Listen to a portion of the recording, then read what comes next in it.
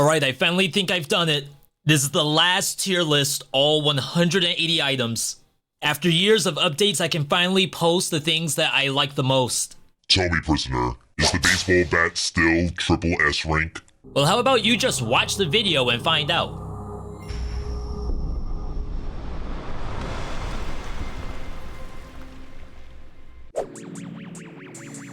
Every 20 seconds, which is a long time by the way, you get to place this immobile cloud. It's often pretty spotty and doesn't always hit the bosses and might not even stack the affixes properly. Honestly, I think I get the most value out of the random electrocute procs that this gets on the enemies. I don't know why you would use this over a knife dance. Really genuine question for those who have an idea. Besides that one run where you found a crowbar, when have you ever looked at the emergency door and thought, oh yeah, that's the item I need? Is it supposed to protect you from aggro? Because in 5BC, most monsters just teleport around it. Is it supposed to be a way to stun monsters on demand because we have, quite frankly, a stun grenade? The only use I found for this thing is an exploit against Conjunctivius, where the tentacles don't actually reach you. And I'm pretty sure the devs are fully aware of this, but it's still not good enough to fix it. Looky here, another 20-second cooldown skill that's immobile and can completely miss the target. If you're supposed to rely on the invisibility, I would say to you, the viewer, is it to play the game without invisibility? Honestly, I'd rather you die and learn from a mistake than spam invisibility thanks to emergency decoy just to run through a biome hitless. This is one of the first items ever made in Dead Cells. With things like Medusa and Gilded Yumi, I don't really know why you would want to use Ice Bow. We even have Frost Blast, which is a full AoE in front of you, so I just don't know why you would want to use this. Way back in the day, this thing was a worthwhile purchase for some instant damage that hit through walls. Maybe it had a little bit of a pull effect. But then Papa Tesla hit the roads, and this grenade got reworked into a 3-second stall. And then after that, there's a little bit of DOT, damage over time, that's done to the monster. In Dead Cells, 3 seconds feels like a long time to me before damage starts to get applied. And it's not even instant damage either, it's a dot. Maybe at lower difficulties when the player is still learning how to approach a monster, it could be good. But I think for tactics, every other skill is just straight up better. One of the last items ever added to Dead Cells, and I happen to have this thing in the F tier. A weapon that curses you every hit. Base damage is a huge chunk less than Rusty Dagger. If the redeeming property is the massive crits at 50% HP, how do you get the monster to 50% in the first place? Are you trying to tell me that you can't do the remaining 50% with whatever you'd use to get to the 50%? What if the weapon you had for the first 50% is stronger? Why not use that the whole time? Are you supposed to just get a massive curse to get down to 50%, then you start critting? If you want to be cursed, we have an answer for that too. It's called Curse Sword. Personally, I don't like having this thing in the F tier. The worms actually work pretty hard to do what they do, but you know what? In this game, the game just happens to hate worms. You are personally faster than them, so they often don't even reach the enemy in time. They're killed pretty easily, and they struggle to hit anything higher than 1 inch off the ground. In a world where all these issues don't exist, it's not that bad from a damage standpoint, but man, do they struggle on so many levels. If I had a meme tier, I think that this would be the first weapon I would put into it. Conceptually, 75% bonus damage after taunting is massive, and it's actually really fun to do a taunt like you're playing Devil May Cry or something. However, the speed boost that some monsters get is really obnoxious. And keep in mind, you're only boosting your melee hits compared to using something like a knife dance, fire grenade, or corrupted power that can boost multiple sources of your damage. And then it itself can do damage too.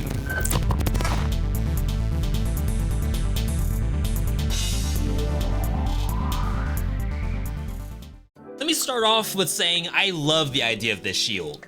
Parry and then you bash the enemy right after, But in practice, as soon as I press the second part of that combo, the timings change drastically and I end up getting hit by the monster anyway.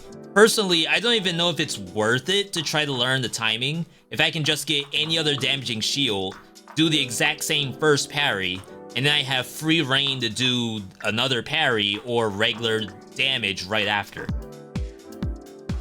One of the last items added to Dead Cells, it curses you if you land a hit. This one's only a 1 curse, so it's pretty manageable if you get Acrobati Pack with maybe a Medusa's head or something like that. The damage is also quite high. Funny enough, it's actually one of the highest in the game, with the caveat that you're getting cursed for it. What's really going through my head here is that, could I really tell you, the viewer, who trusts me with their character's life, if they should be using the anathema or anathema? Maybe you just deduct points for the name anyway. Either way, there's a bunch of tactics items that do more damage than this and is safer. I think you can make it work, however, due to just the raw danger of playing this thing, I think I have to have it in the D tier. The Assassin's Dagger will not crit Conjunctivius, Mamatic, Giant, Dracula in Phase 2. You have Thornies that you can't hit their backs, Earthshakers as well. You have Slime Bottles, Mushrooms, list goes on. If you don't crit, this thing actually does less damage than Rusty Dagger, okay? So hear me out, just use Vorpan, which is like the opposite of this, and just call it a day. I actually love the concept of the bats, but one thing I really struggle with is a skill that actually moves slower than I can move. It may be a playstyle thing, and maybe people who like to snipe monsters or watch things die from afar will really like Bat Volley. To me, stopping to cast the bats safely and then watching them work, I could have just ran in and did the work all by myself. Well, look here, another 20-second skill. If you're lucky, you might get maybe 3 bombs that can land on 1 monster, which does a total of 150 damage.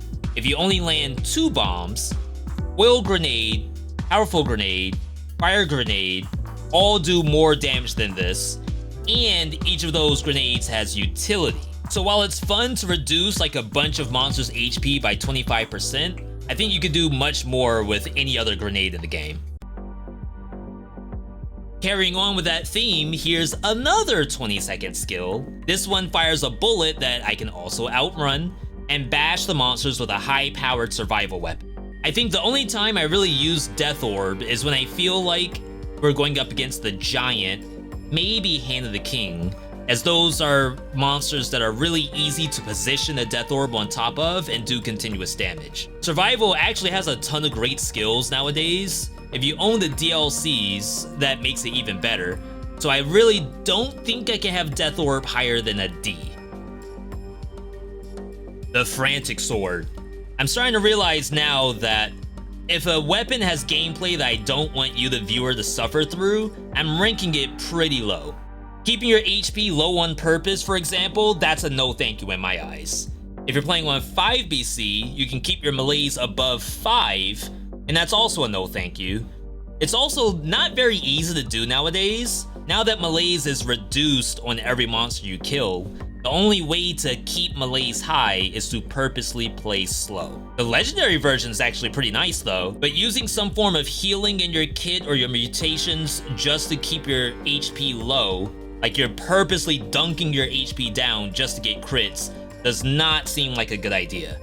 I'd say ditch this thing as soon as you stop critting. Ice Blast is probably the best freezing attack in the game and might even get you your first one in Dead Cells, to be honest. I think as soon as you get a few more items unlocked, there's faster, stronger ways to win than using Frost Blast on every single monster that crosses your path. You'll see some of these a little bit later in the tier list, so you're gonna have to bear with me. This is also from a 4 BC and higher perspective, so the idea of freezing every monster to hit it is just gonna get your melees skyrocketing. Here's another item I would love to rank higher than a D. For the Comb, the main purpose of this weapon is to launch a monster into the air and kill it like you're playing Marvel vs. Capcom 2. But not every monster is susceptible to this, and if you want to crit a boss, it has to be Dracula and Conjunctivius, the giant, and that's it. No other bosses will get crit by this. And of course, if the answer is to use a different weapon for bosses, and then the comb and the biome, I'm pretty sure most of the boss weapons for brutality could also kill biome monsters if you tried. Shields are actually kind of tough to measure for a tier list. Basically, I'm saying, can it parry? If yes, probably in the S tier. If no, it's probably in the F tier. We can't really have all the shields in one tier, so if I have to go on, imagine like a treasure chest, and inside is every shield in the game. What would be my first choice to pick? For Greed Shield, the answer is it ain't my first choice. At no stage in the game, unless it's the legendary tier list, would Greed Shield be my first choice, my second choice, maybe even my third choice. Every other shield in the game has better utility than Greed Shield, and the $100 or $75, whatever it gives you, isn't really a game changer. If you've ever seen my hand hook showcase, you would see the incredible tech between things like the swarm grenade and Maria's cat while you're using hand hook. If you don't happen to have either of those items, I would think you probably shouldn't use the hand hook at all. Actually, back in the day, there was extra tech where you could change the direction of your throw and have it launch a monster forward, but that got removed.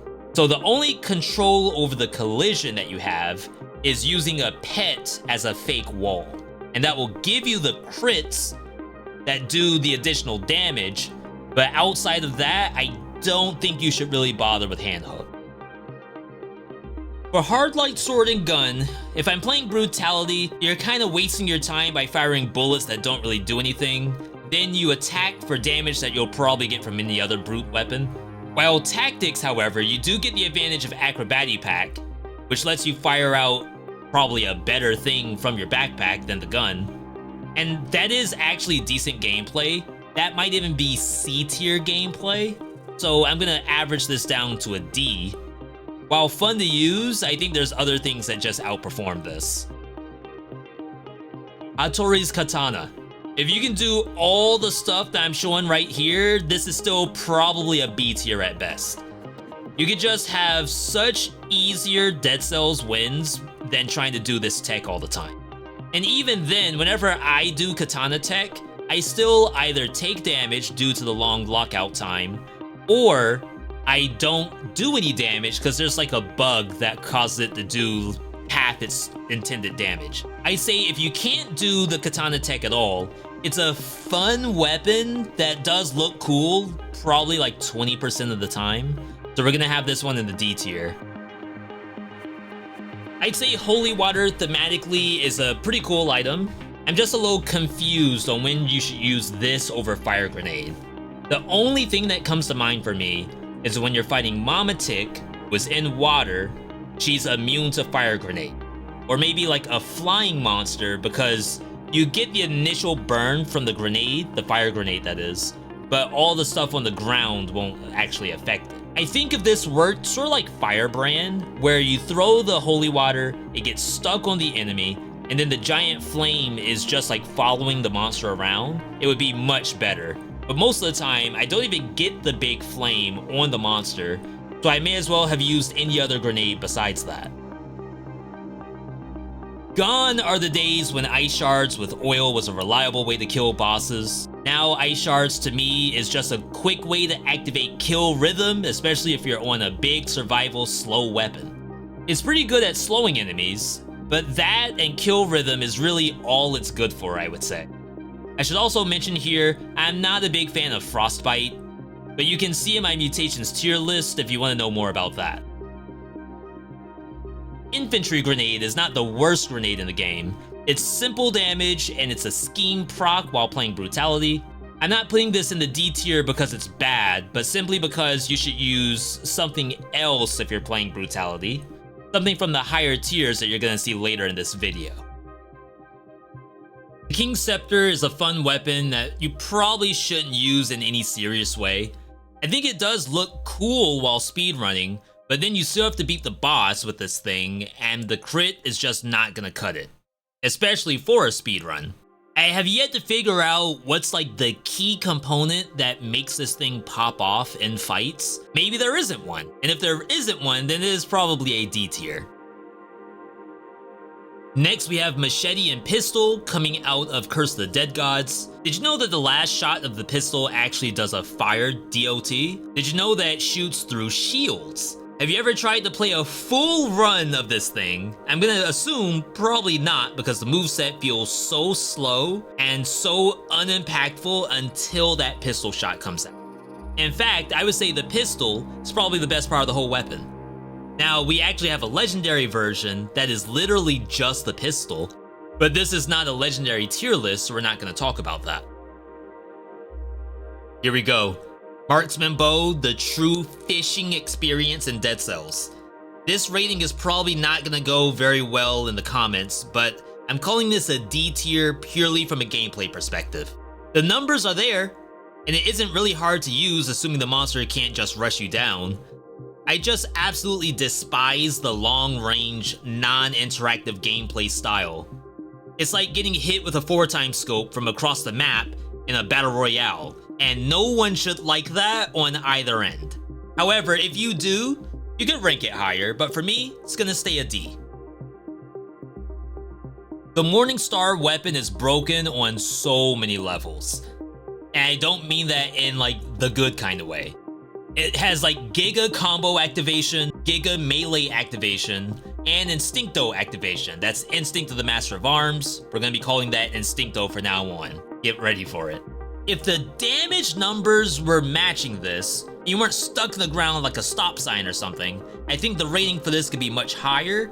It has all of these cool aspects to it, but the actual inputs that you have to do, plus the damage, I don't think matches up.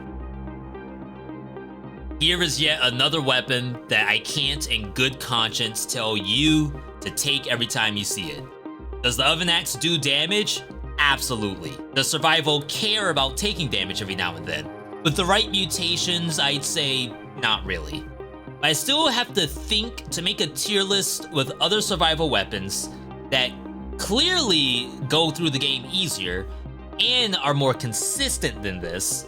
I probably have to have the Oven Axe in the D tier.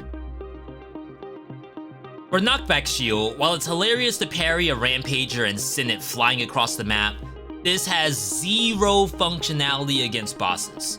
You know what does? Parry Shield, Thunder Shield, Ice Shield, Rampart Shield.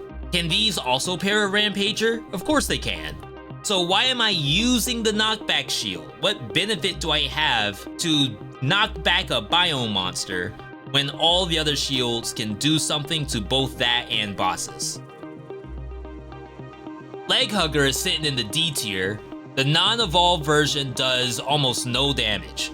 Once you evolve it, the damage can be okay at best, assuming the monster is in range to get bitten, or it's a boss that isn't flying. I feel like any turret would be better than the Leg Hugger, but if you have a hand hook, then yes, go ahead and use Leg Hugger, it's actually kinda good there. Now we're up to Quick Bow. This is something that's been nerfed, so the target needs 3 arrows in it to have the 4th arrow do a crit. Again, the timing here is rough when I could have shot with basically any other bow in the game. If it's for crit, I think I'm gonna use the infantry bow instead. With Acrobatic Pack supplying one of the arrows, Quick Bow becomes like a little bit better, but Acrobatic Pack is a cooldown too, so not every enemy is gonna see that free arrow. If it's speed we're talking about, there's lots of other bows that have really high attack speed for things like barb tips and whatnot. That could be the Carbine, both versions, Sonic and Assault, or if you don't need arrows at all, we have Magic Missile. The Shovel is actually something that is 10 times easier to use than the Oven Axe. However, I'm not gonna place it higher than the Oven Axe as a like C or something. If you want to think of Shovel as the baseline of survival weapons, if a weapon can beat it, it's higher up on the list. If it cannot beat the Shovel, lower. But right now, that privilege of the baseline survival weapon is going to Broadsword. That to me is the all-around basic weapon. The only thing Shovel has over that is the ability to knock away bombs. Otherwise, Broadsword wins on so many levels. More invisibility with the smoke bomb, except with two tiny pieces of gameplay that's added.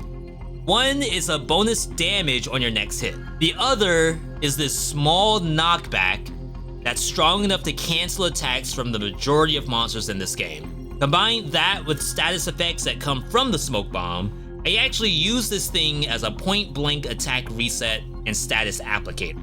Imagine a monster's about to hit you, pop the smoke bomb, stop the aggression, and then it applies bleed or poison depending on whatever affixes you. Kinda cool stuff, but not really worth a full skill slot to do it, so we're gonna have this in the D tier. I'm pretty sure most people would put Tentacle in the F tier. Of all the rankings based on damage, ease of use, boss viability, biome clear speed, surely this thing is at the bottom of every measurement. And yeah, it probably is. But for every 10th attempt of me using the Tentacle, I get some like really lucky setup and I kill like maybe 2 monsters in a row, sometimes with one single punch, and I'm living my Saitama dream here. It inches its way back into D tier just off a fun factor, but I do wish there was a way to really make that Saitama dream consistent. Throwing Axe. Pound for pound, this thing does some pretty incredible damage to monsters, but have you actually tried to use this on something like Timekeeper or the Scarecrow? It's like playing those cheap carnival games where you have to toss the ring on the bar, and no matter what you do, the ring just never hits. And 50% of your HP later, or all of your HP if you're playing tactics, you finally land one, just one, and realize that this carnival game actually sucks. The tonic has changed drastically over the years. At one point, it healed you, emptied itself, and then you simply sold it right after, turning it into a glorified croissant or a piece of cake. Then they made it so it gives you a temporary blue health based on your missing HP, meaning it's most effective while your HP is lower. However, this thing is on a 30-second cooldown, and that blue health only has a 9-second uptime, meaning while it is most effective, you have low HP for 21 seconds at a time. And if you're like me, you're going to be using the tonic after you got hit because you didn't have the foresight to know you were going to take the damage in the first place. I think I'd rather just use Ice Armor, or better yet, Diverse Deck, instead of this. Tornado. There's only one time where I think Tornado is worthwhile, and even then, it doesn't fully work. That is in the Dracula fight. Dracula will shoot fireballs and meteors from across the map. Tornado has this secret tech to it where it will reflect the meteors and the bullets sometimes. You see, due to tick rates in the game and projectile speed, the tornado doesn't always react to each bullet. So even the best time to use Tornado, it barely does what it's supposed to do. I'd say just use literally anything else. One of Motion Twin's major rules was to be extremely careful about adding healing to dead cells. Players would basically find some way to break it. The result is Vampirism, a healing item that you could use to lower your HP. On bosses, old Vampirism used to do like this bleed stack, and the bleed would last for 20 seconds or some ridiculously high number. Now, you get a poison cloud for activating Vamp on a boss at the cost of losing 25% of your HP. And I say that, like, I'm not talking about the healing portion, because if you were at full HP, why would you ever activate Vampirism besides things like the clouds or the bleeding on effect N? Now, to get that HP back that you lost, you would have to hit that boss 12 times in melee range with a regular melee hit.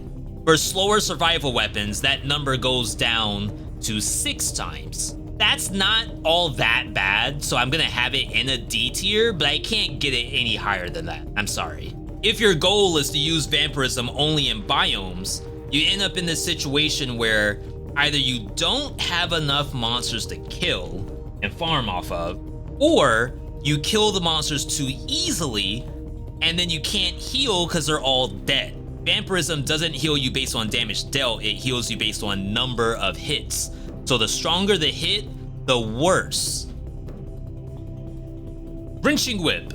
In 0 BC with green zombies and whatnot, I'm sure the Wrenching Whip is a perfectly fine weapon. What it does is it pulls the monster in and lets you do a kick.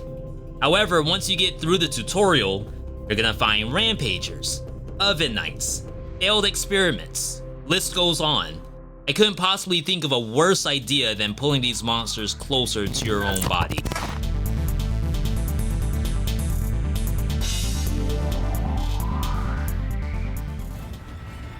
Abyssal Trident is one of the most interesting movesets in the game. It has an overhead that can hit bats and whatever's ahead of you. Then you run like crazy into whatever direction you're facing. At the end, you can press the button one more time for a stab, or you can simply roll out of it, or you could just let it run its course.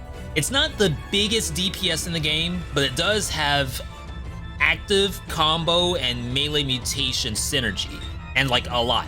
Just be warned, this does not hit the giant or scarecrow very well. You may need to cancel it with the execute more often, or you're sitting there spamming the first hit, which is not the best for your damage. Alucard's sword is one of the true double-edged swords in Dead Cells. And what I mean by that, let's take on the positives. You teleport to an enemy's back, you deal critical damage, and you have iframes that are good enough to ignore the Thorny's reflect. When I say teleport to the enemy's back, it's literally the opposite side of the enemy. This all sounds incredible until you either A, teleport all over the screen, or B, you don't teleport at all and lock yourself into place because for some reason, this sword cannot move while slashing. That means if you ever need to reposition your slash, you are stuck facing the specific direction and you cannot do anything until that slash is done. It's for sure a fun weapon, but unless you're like the Demon King or Dracula God, I don't think you should be carrying this all the time.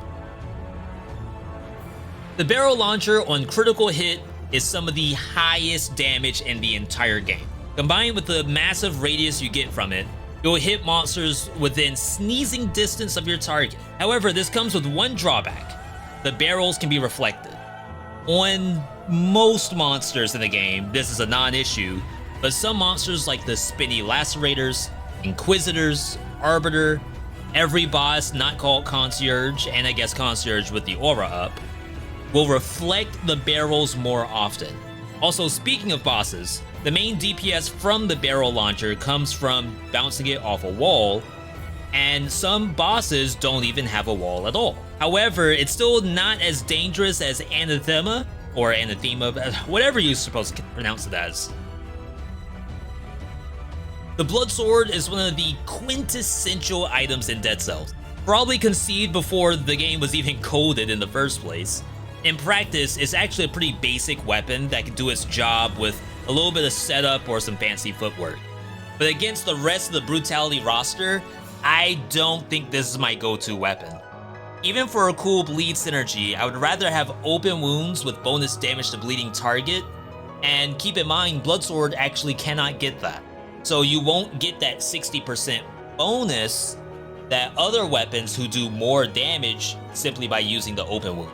However, if you see bleeding causes poisoning on a Bloodsword, definitely take that, because that's a very high tier weapon.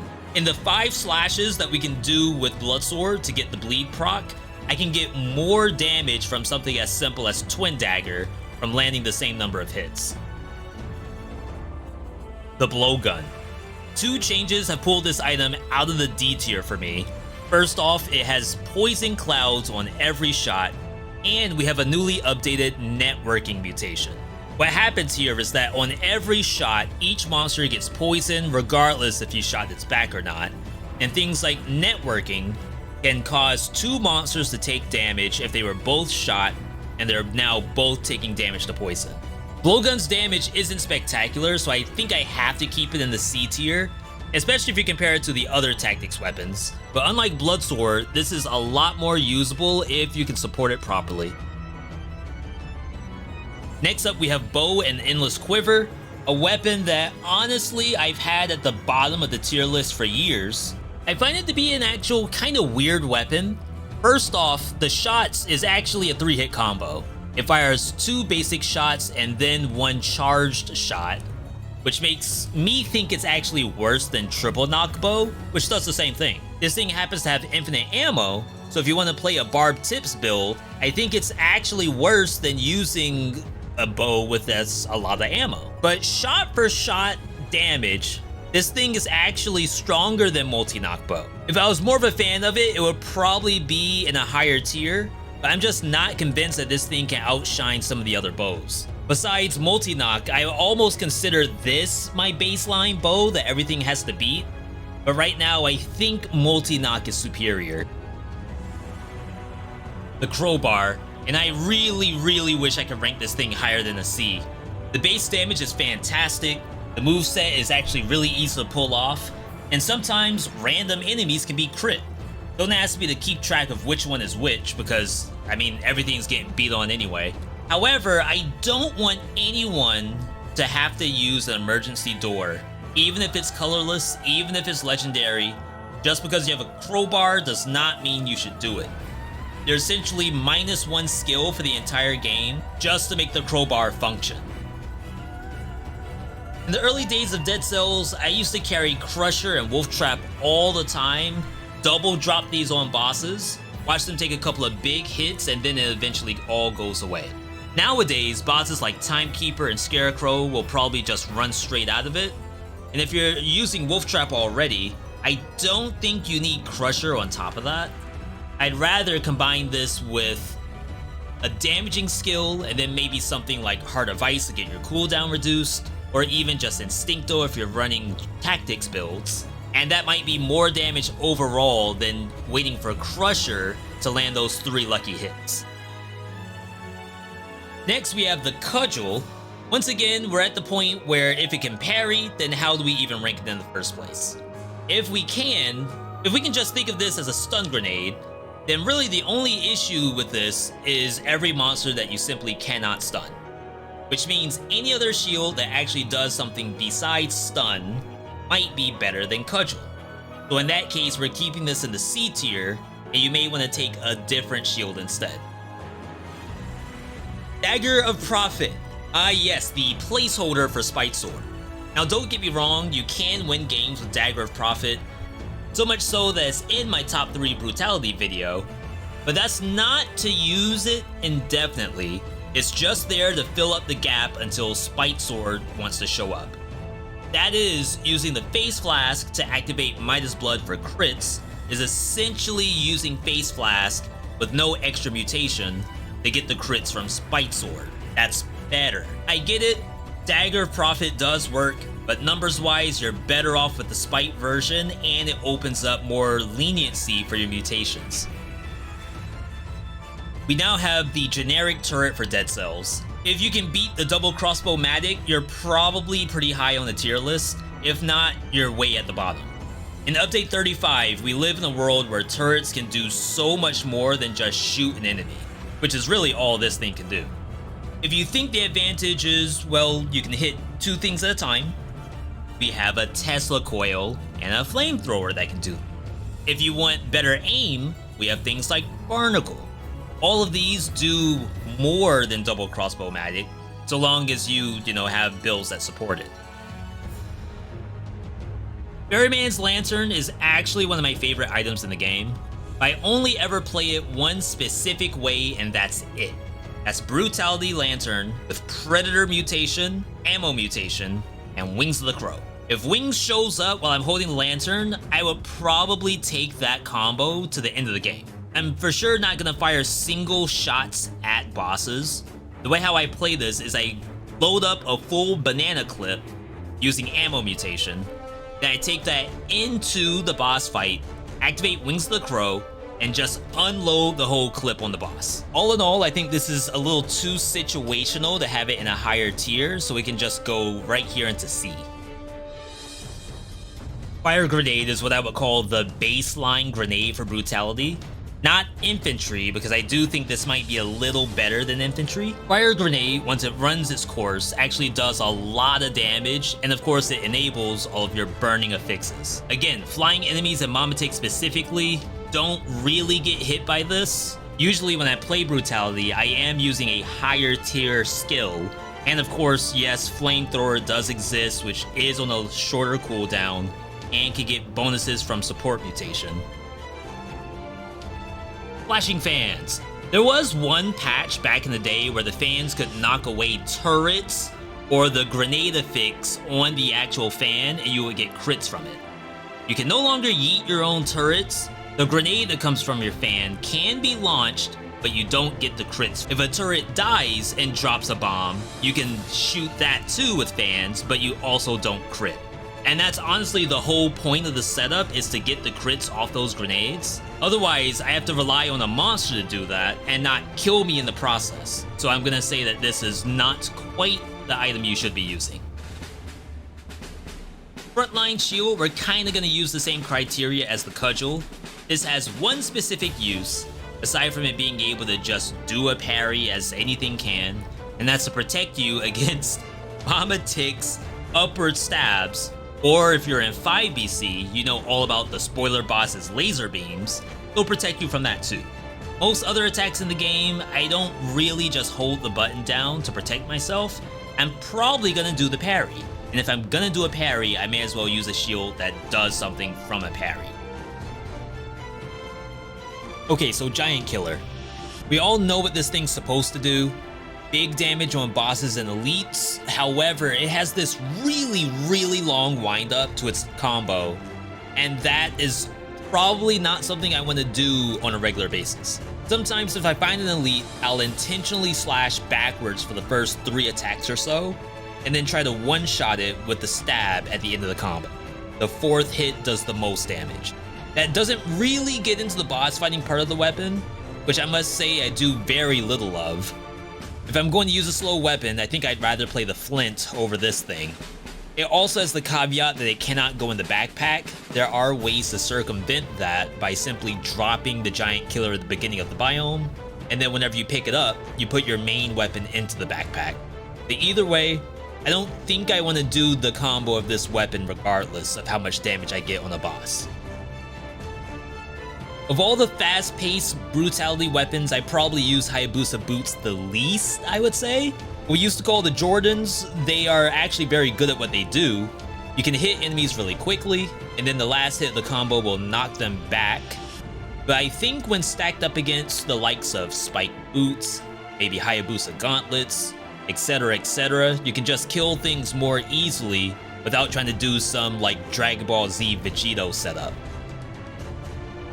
With the release of Scavenge Bombard, I can think the heavy turret's stun capability has been overshadowed. The increased damage dealt can now be easily performed with a status machine like Tesla's electricity or the fire from flamethrower. You can even get burning oil synergy off of this. It's not bad as a placeholder, but I think you'll want to replace this with an actual synergy once it's time to fight some bosses. Hemorrhage only appears after you get to the final area of 5BC. It's a pretty tall order to unlock it, but the item payoff is average at best. But most bosses don't really care about the hemorrhage at all. Either they don't get stunned by the hit, they might block bullets, or they're so mobile that you can't really afford to do the wind up on this thing. In the backpack, it can work pretty well with Acrobati Pack, but I think I'd rather use Boyax if I want some kind of like crowd control or stun. Damage-wise, it does do really chunky crits on most monsters. However, with the low ammo count, now you have to get the ammo back. That's so much more work than using a faster, more consistent ranged weapon. Personally, I love Ice Grenade. It works on almost every monster in the game except for the giant, and the blast radius is actually huge. You can get ice grenades that do bleeding on thawed enemies. Basically, whenever the ice grenade stops the freeze status, the monster starts bleeding. You'll often see me use Ice Grenade with Heart of Ice mutation and a survival weapon that does slow enemies on kill. This lets me use the ice grenade more often and keep a really fast pace through 5 BC. The only reason why this isn't higher than a C is I think most survival weapons will actually need skills that do damage. Toothpick, for example, while it does really good damage, maybe even on like the frozen bonk getting 175% extra damage, what do you do after that? You need skills equipped to do the rest of the damage until that toothpick frozen bonk comes back. Ice grenade kinda eats that slot, so I do have to put this down into the C tier. Here we have the final item in Update 35. A C ranking is actually kinda low for this. Really, it feels like a high C or a low B. I'm not gonna go nuts with half rankings on tiers. Basically, it does half of a giant's whistle on a shorter cooldown while you're not cursed. If you are cursed, it does half a powerful grenade's damage, but it can clear curse more efficiently. It's not bad for sure, I just sometimes wish I had other skills like the ones in the higher tiers. One small bonus note, this will actually interrupt attacks from some bosses in the game. For example, if Concert is just trying to channel that aura, you can activate Indulgence to stop it. You do have to be careful against monsters like the Giant, where interrupting it may put you in an unblockable setup, but it is nice to be able to press the button and see a giant reset and maybe dodge some damage that way too. The Killing Deck. Now, I'm gonna show you a really crazy damage setup with this. When you find your enemy, let's say it's a boss for sake of argument, you activate Corrupted Power, shoot 3 cards out, 1, 2, 3, pop Smoke Grenade, which activates your Ranger's Gear mutation, and then you pull all those out for a massive crit that would send really any boss flying. Assuming you can get all of that off before the boss kills you, of course. Either way, it's fun to use, but there is stronger stuff that you can play. I think I will only ever use Killing Deck in this setup because this is where it's most powerful. The Laser Glaive. Again, if I had a high tier and a low tier, this would probably be a low C and a high D for me, which is probably not a good sign. When you get that one group of monsters where the Laser Glaive just cleans them all up, that's a really big moment to me. But after that, or on bosses, even in the backpack where you could use something like a Boomerang or a Gilded Yumi, I don't see how this could be higher than a C. The Lightning Bolt. I think this I wanted to rank higher because it actually got fixed fairly recently. Lightning Bolt can finally fire other ranged items from the backpack when you use Acrobatic Pack. That means you can shoot something like Boy Axe or Frost Blast while you're using Lightning Bolt and actually get the full damage before you have to dodge roll or cancel it. And that's actually pretty cool. Obviously, just don't hold down the button for too long like I did back in the day. Either way, it's not an item I would regularly use only because there's so many more easy things to play. Lightning Rods. Have you ever seen those Reddit videos where a player speed runs through a biome, places one lightning rod at the end, then teleports back to the entrance to place the second rod? Both of them pop, and then every monster from the beginning of the level to the end, I guess in a straight line, all get damaged and sometimes all die. If you're able to do that in every single biome, meaning that you're speed running through the biome itself, without dying of course, placing the rod, teleporting all the way back, placing it again, popping those monsters, and then cleaning up the stuff that didn't die, then sure, this is probably high tier to you. I don't think that's gameplay that I would actually recommend people do on a regular basis. For normal gameplay, I think I'd rather see just a grenade or a Tesla coil. And by the way, Tesla coil does have a shorter cooldown than lightning rods anyway. Lightspeed Dash. This one's actually kind of tough because I personally use Lightspeed with No Mercy, Hayabusa Gauntlets, and I actually think it's great. I really wish you could dash in any direction you want though. Maybe that would be too OP if you could double dash forward. Imagine you could dash, punch with Hayabusa, dash again, reduce the next monster's HP down, and then you punch that too. Anyway, that doesn't really matter because there's no more updates to Dead Cells. What it does do right now is that it moves the player out of a sticky situation and reduce monster HP by half or something. That's fun stuff, but I don't think that exactly wins games. I don't have a video where the star of the show was Lightspeed. It might have been like Poyo Power or the cat or something. So either way, I don't think the Lightspeed is really the linchpin of the entire build. Magic Bow is a crossover item from a pretty popular mobile game. The Magic Bow is really slow and isn't very safe to use at close range. A full burst of this can't even outdamage heavy crossbow, and for Barb Tips builds, I think multi-knock puts arrows into monsters faster. In the backpack, this also doesn't add arrows for Barb Tips either. It isn't a bad weapon. You would do like a double jump, shoot, and then let the automatic tracking hit everything. I do think there are stronger options you could be using instead.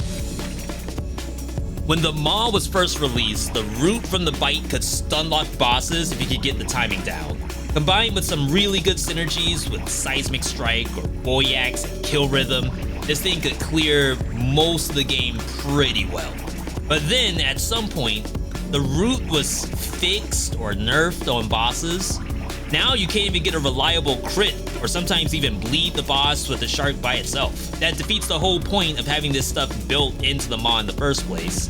At that point, I'd rather just use Nutcracker or Baseball Bat that need a separate root from my actual weapon. Mushroom Boy will solve a lot of your survival issues and biomes. If you just let him run around like a linebacker on your favorite football team, assuming your team doesn't, suck, then you can get tons of safety and even some convenient kills off ledges. In bosses, the Mushroom Boy can't actually hit anything that flies, and the self-destruct does less than half the damage of Giant Whistle on a longer cooldown. I love Mushroom Boy as much as the next person, but I really can't place it higher than a C tier. The Peroglyphs. I have a video for this weapon called The New Best Worst Item in the Game. Out of all the crappy weapons that you probably shouldn't be using because of either the attack style, damage dealt, conditional activations, etc., this is the best one. Hear me out here. So it does the best damage at 30% HP, which is actually like really bad. Frantic Sword kinda does that, but at 50% HP. And Malaise. Where Peroglyphs shines is the range is basically screen wide. The bullet is a completely straight line, so there's no guesswork when you fire it. All the final shots are crits, so it activates Instincto for things like the Great Owl, even Bat Volley. And you're playing tactics anyway, so 30% HP is really no different than 50% HP. If you get tapped by a monster, you're probably getting one-shotted anyway. We also have the new diverse deck to help protect you, but I still think that this is dangerous gameplay that I can't fully endorse for the sake of my viewers' win rates. Sadist Stiletto. Back in the day, Open Wounds Phaser Stiletto was one of the top 3 brutality builds. It's still pretty good and it still works, there's nothing that's been changed about it. But if you can only have 3 builds in literally the top 3, then we had to pull that one out. The build's still good. It's a biome shredder. On bosses, you get crits to power your knife dances or your indulgence for tons of activations. That's really the only time I would play Sadist Stiletto in the first place is that specific build. If you ask me for a tactics version, I'm probably not gonna play. However, with the new blowgun, there is some fancy setups between that Ripper mutation and Sadist Stiletto. Seismic Strike. I've had some viewers to tell me that they use Seismic Strike as a standalone weapon. But this strike right here, this overhead that you're seeing, this is probably one of the worst windups in the entire game. The first strike, fantastic, immaculate.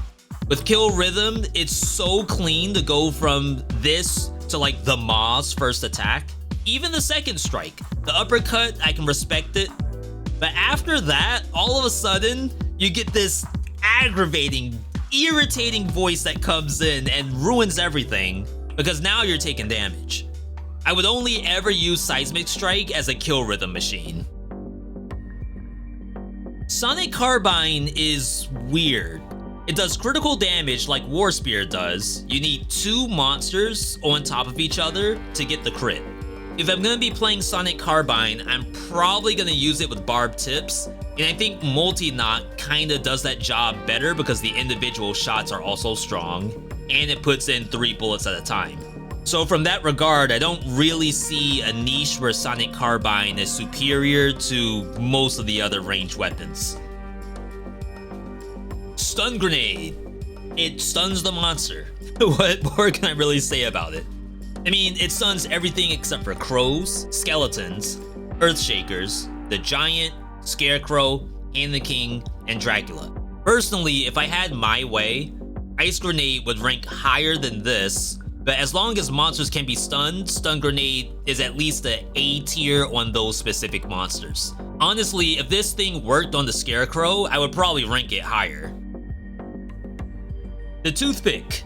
I really don't know why I have this one in the C tier. In all honesty, it should be in the F, but every time I load up the game to test this thing, for some reason, it just works. It passes almost every monster test except for birds. On bosses, the big bonk is about as hard to pull off as most survival slow attacks. But once you actually get it off, you're probably just dodging or parrying anyway. You don't really play survival to do long combos. Baseball bat. I think the biggest mistake is to do the bonk on normal monsters and biomes except for the big stuff, like your golems and your hammers. Most normal monsters will just die to a standard bonk, and you should be using that 90% of the time anyway. Once you get to a boss, then you can start doing the big bonks, and then having your skills to support you. Either way, gameplay-wise, cannot rank it higher than a C. War Javelin is another weapon that I would put in a high C or low B if I could. Though you can think of it as a speedrun weapon, it actually functions pretty well as a stun machine. And that's because this weapon breaks monster poise, what we call breach in this game, very easily. So much so that a level 1 Javelin, while playing a non-tactics build, can still stun a monster in High Peak Castle. And that's actually pretty good. I think that and the speedrunning aspect is all it's good for though. Because if you want a monster launcher, you should probably use Gilded Yumi instead. Wrecking Ball. Okay, look. I have this ranked higher than Shovel and higher than Oven Axe. Honestly, I'm a thrill seeker, you see. And even though Wrecking Ball is hugely unpopular, I live for that one throw and pull that hypes up all of my viewers. I've seen people use this with crow's feet. What you do is you roll backwards so the monster gets slowed, and that way it won't really interrupt your combo. And that does sound somewhat functional. The way I like to think of it, if someone came up to me with their Switch in their hand playing Dead Cells, rolling the train, we'll say their name's Susie, the match like Switch with the alliteration. If they were to ask me, should they take Wrecking Ball, my answer is probably no. But then if she passed me the sticks with Wrecking Ball, I could probably show it off pretty well. Just don't ask to show it on a boss, because I honestly think Toothpick is better on bosses than Wrecking Ball.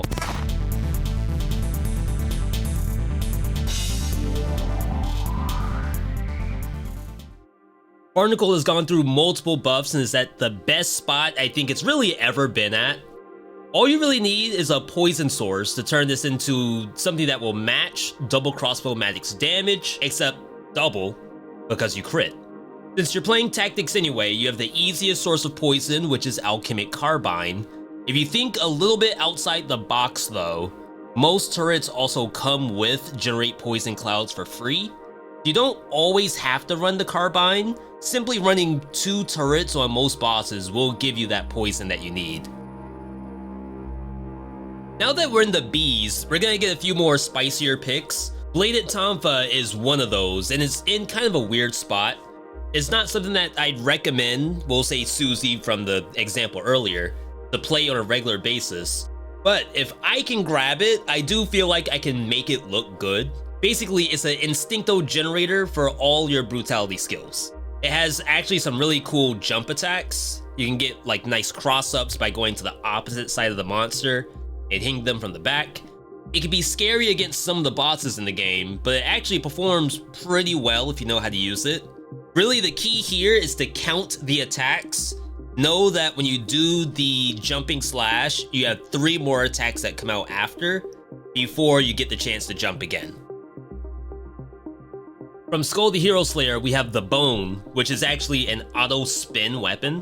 What it does is that it takes advantage of combo and melee mutation, letting you stay ultra safe while stacking tons of damage during that spinning period. The spin itself also seems to deny monsters from doing some of their attacks, but you do have to be careful on bosses where sometimes it just delays the attack that will just hit you later. Damage-wise, it's not the highest in the game. What you do is you get the capability to just continually do damage so long as you can actually do the spin.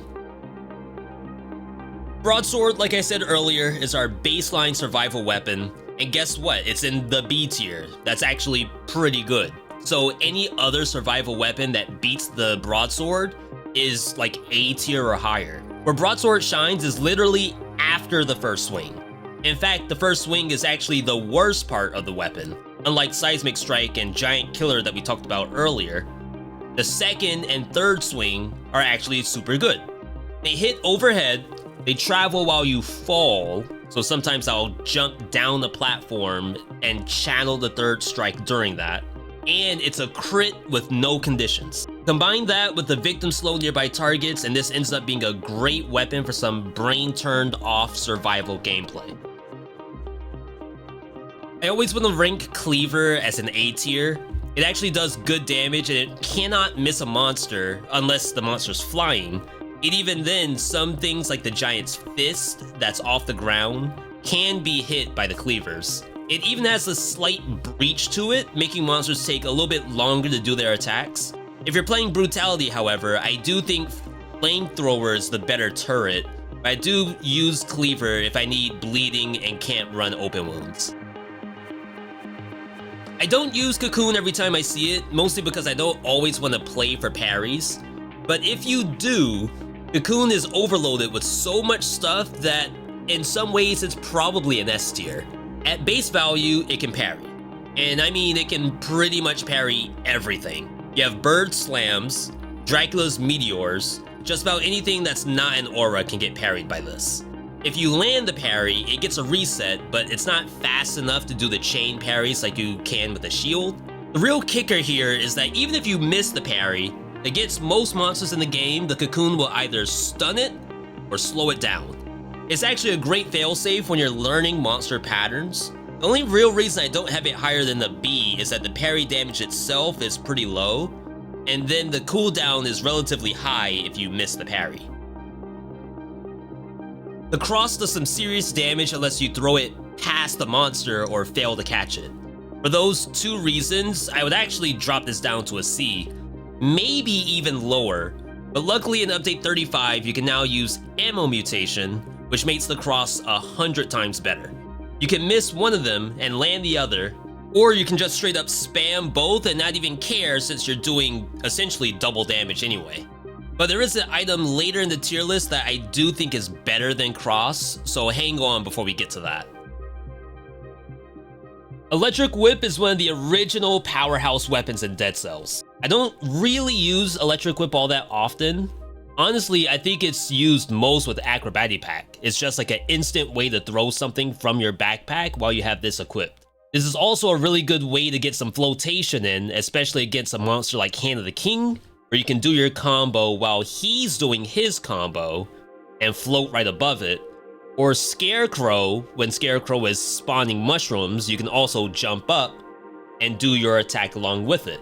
I just think damage-wise, it's not the highest DPS you could get from tactics, but it is extremely easy to use.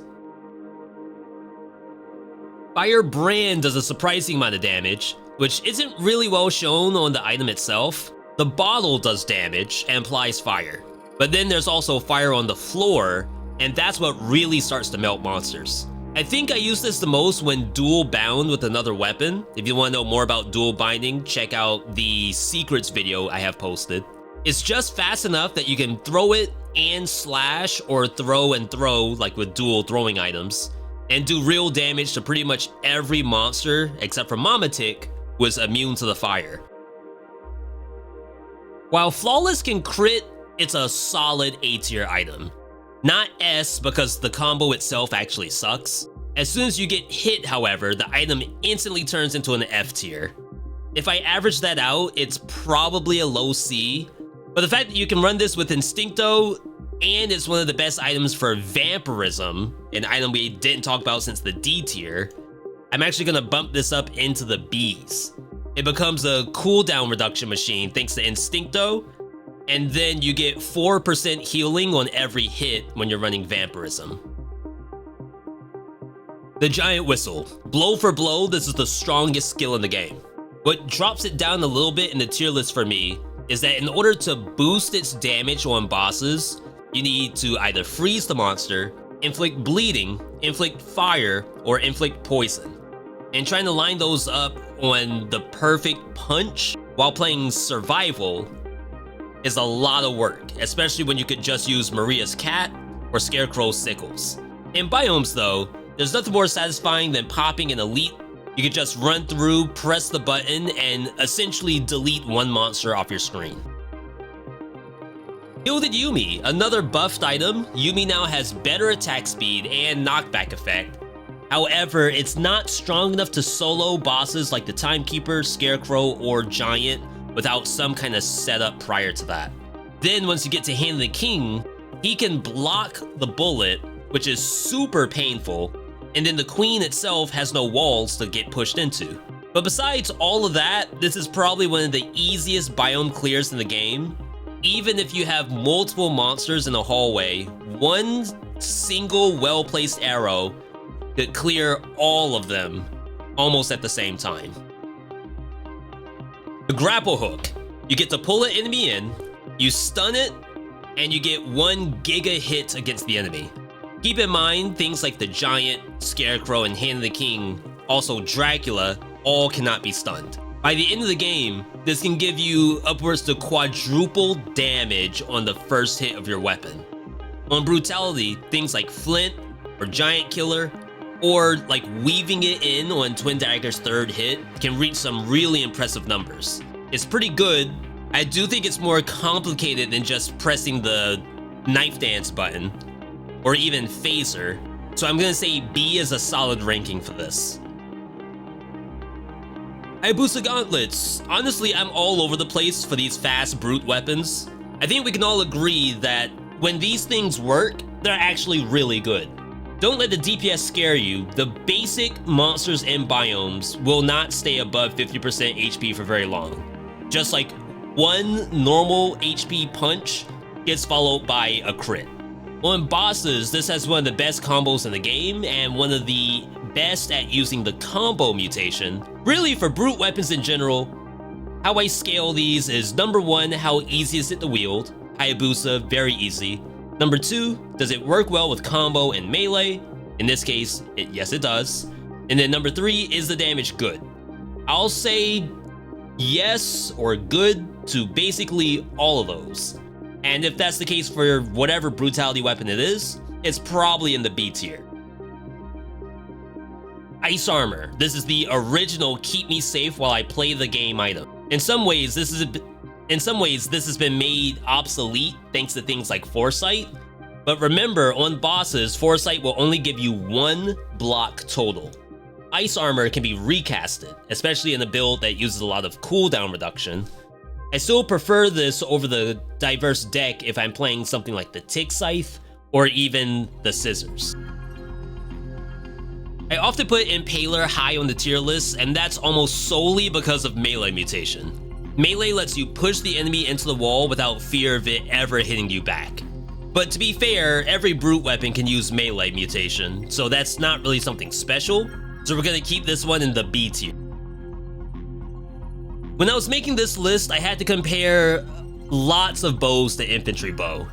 I get it, a bow should be used at range, so technically this should get less points because of versatility, but counterpoint, I already said that I don't like sniping monsters anyway. Also, we now have point blank as a mutation, so being up close is actually rewarding gameplay. The only thing you need for this is a way to get your ammo back, which something like grenades, cocoon, or just a regular shield parry can do pretty easily.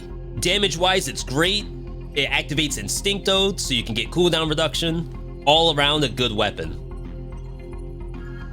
Lacerating Aura. Do you believe that this actually got nerfed? You can no longer reduce the cooldown of the aura while it is currently out. This of course makes it more balanced, but this gives a pretty big hit to the skill. I don't really have a ton to say about it, it's just ambient damage around you while it's active. I do wish that I could get it back sooner. Essentially, I'm locked out of it even if I'm running cooldown reduction, but definitely worth using in any case. If I need homing ranged attacks, Magic Missile is my go-to over Electric Whip. Combined with Wings of the Crow, Magic Missile can get crazy strong on pretty much every monster in the game. Plus, it looks like Vegeta's Gallic Gun, so that's a plus on the tier list by itself. The only issue I have with this is that you have to get Pierce Target for it to function properly. If you aren't able to hit 2 monsters in one hallway, you are guaranteed to get hit by the second one. The base damage is also kinda low, but when you're using things like Wings of the Crow, it's gonna buff your damage anyway. Medusa's Head. I actually never used Medusa's Head as a primary weapon. This is purely a support item for me. What's the supporting action, you might be asking? To stop every monster in the hallway from hurting me. Unlike Ice, they don't unfreeze after I hit them either. This is at the cost of a super long windup, something that you can fix with Acrobatic Pack and technically Kill Rhythm if you want to play survival. Be warned though, this does not work on Dracula at all. Multiple Nox Bow. Here we are with our baseline ranged weapon. Every ranged weapon has to beat this to rank higher than a B, which is funny because this thing does a 3-hit combo. The DPS is actually better than you think it is if you can land that 3rd hit. It also works really well with barbed tips since it fires out so many arrows on every shot. Then on top of that, it's a relatively fast attack speed weapon without a terrible lockout like with Pyrotechnics or Nerves of Steel. I think it's infinitely easier to play while also still performing very well.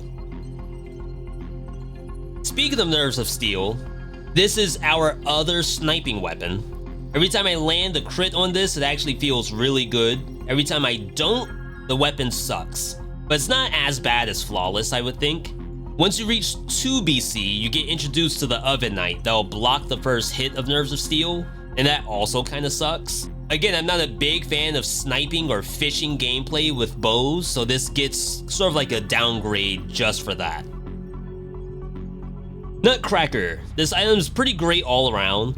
It works with the Boy Axe, the Yeetables, we'll get to that a little bit later, and Wolf Trap. Unfortunately, there's now a new survival weapon that does everything this does, but better. You're gonna see that later in the tier list. So that automatically means we cannot have this higher than a B. Oil Grenade and Powerful Grenade are 2 items that I flip-flop constantly. When Oil Grenade kills monsters and has the affix to leave fire, it will make burning oil, which I actually think is a very strong skill. Powerful Grenade, however, does double the base damage of Oil Grenade, but it has no utility. I think I can comfortably have these both at the B tier. It really just depends on what the build you have and if you can do something with that oil or not. As a reminder, oil is not just for creating fire, it also gives you crits when you're using ice shards, which unfortunately is not as strong as it used to be, but still gives you cooldown reduction with Instincto. The Oil Sword, I feel like, is your entry into learning how to use 2 weapons at the same time. I wish the damage was a little bit higher once it starts critting because dual wielding this with Firebrand is actually really fun. However, if I'm going to do that, there's another item that does that exact gameplay except better. We're gonna see that a little bit later. Parry Shield. We're gonna start to get into the territory of shields that actually do something. Of course, Parry Shield does exactly what it says, it parries, but did you know that if you use Spite Mutation, the Parry Shield does more damage than pretty much every other shield in the game, specifically on projectiles. As you know, when you parry a projectile, you get this shotgun blast. With Spite Mutation, Your projectile parries are buffed for extra damage, and for some reason, this procs on each of the shotgun bullets. There may be a range requirement there to get the maximum value from the spike, but you end up with this crazy spike of damage that I don't know if any other shield can out DPS. On the flip side, if you're parrying melee attacks, punishment will hit in an AoE that actually lands behind you too.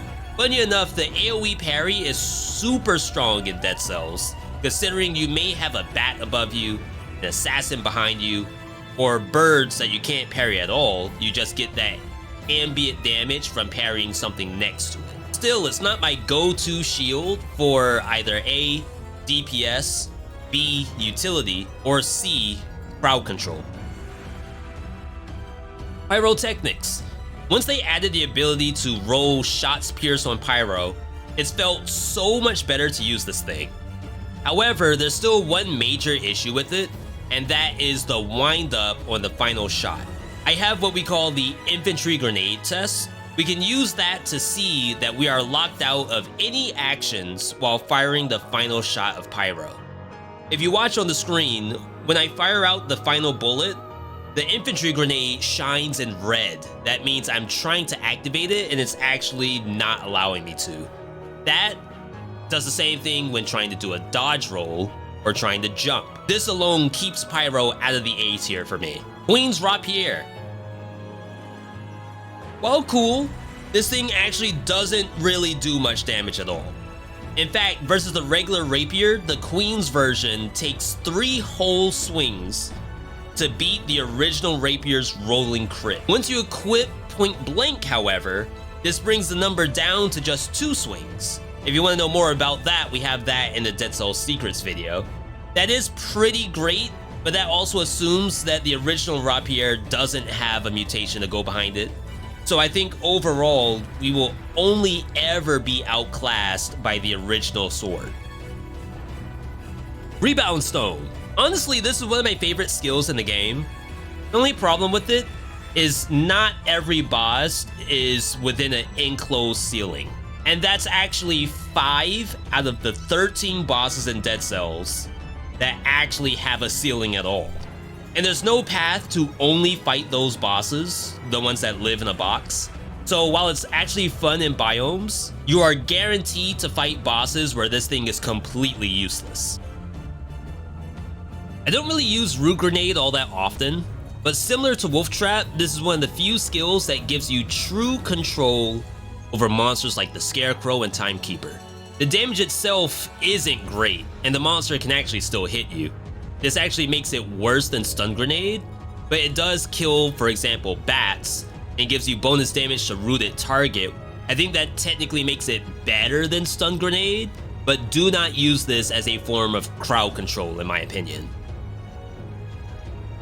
Aside from like 2 other turrets in the game, I actually think the Scavenge Bombard from the Queen DLC is one of the best in the game. It isn't a high tier because the 2 turrets I'm thinking of earlier are a higher tier than this. The nice part is that each bomb has a massive breach to it, so it can actually stop some bosses from doing their attacks.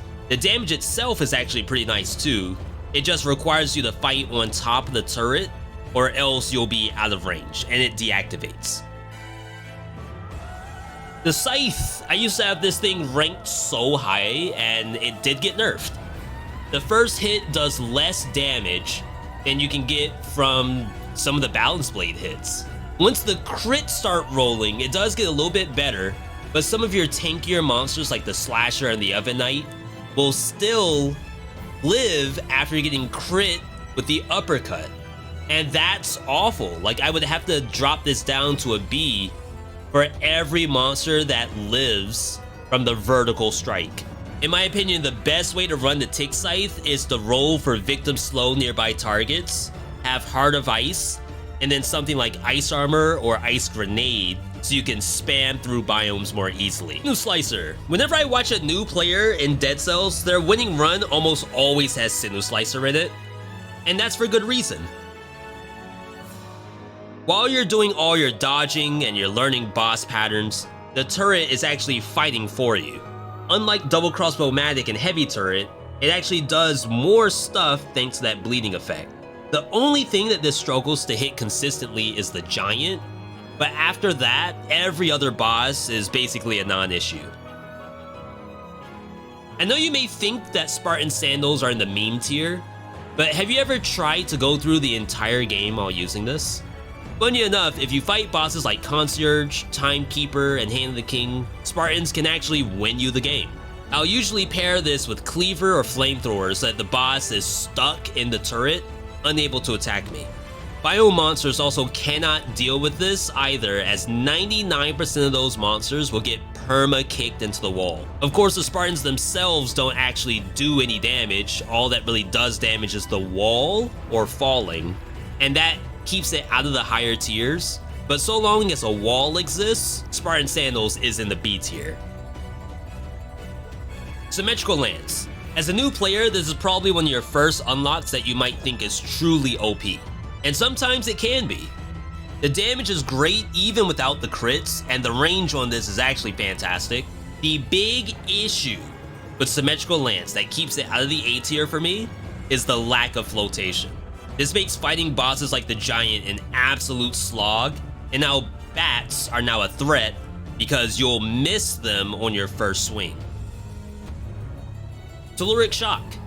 Every 10 seconds you get a ground level oil grenade that takes on the properties of open wounds and melee mutation because it also is a melee attack. There are also iframes all throughout the attack, so you can do some fancy dodges with this too.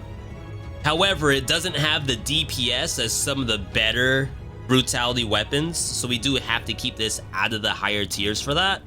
And if you're taking it for damage for survival, you don't get the benefit of the open wounds and the melee portion, and you're gonna do less damage than Giant Whistle. Really, the ranking of B here is because it helps to facilitate movement in Dead Cells, it has iframes to it, and it does push back monsters that don't immediately die. Throwing Knife. Don't let the DPS on this number fool you. This is actually one of the best dual bind options in the game. One throw of this unlocks damage to bleeding targets on all your equipment, and it has some fun synergy with Ripper mutation and Parting Gift. It's just not strong enough to run on its own, so it cannot be higher than a B tier, but when you combine this with a melee weapon, it actually turns out to be extremely good. Tombstone. There isn't much of the game quite as satisfying as landing the third hit of Tombstone and seeing multiple enemies on your screen just pop. If there was some way to get that benefit in a boss fight, this would be an easy A tier, if not S tier. Right now, Broadsword is better everywhere in the game, except for when you can activate the Doom from Tombstone. Twin Dagger. This is actually our baseline brutality weapon. It took me a long time and a lot of comparisons to get to that point, but Twin Dagger on its 3 hits outperforms a lot of the brutality roster. The first and the second hit apply a surprising amount of stagger actually, so even though you might be scared to do the combo for the third hit, you'll oftentimes breach the enemy on hit 2 anyway. Once you get to that third hit, it packs a serious amount of damage. Valmont Whip, one of my first loved items in Dead Cells. I don't use it much anymore because bosses like the Queen and the Scarecrow are just too difficult to land the crit. Every other boss, however, has a thick hitbox, making it really easy to land those crits. Don't forget you can pair this with Tranquility, aka Tranquilo, later on in the video, and get extra damage on the critical hit.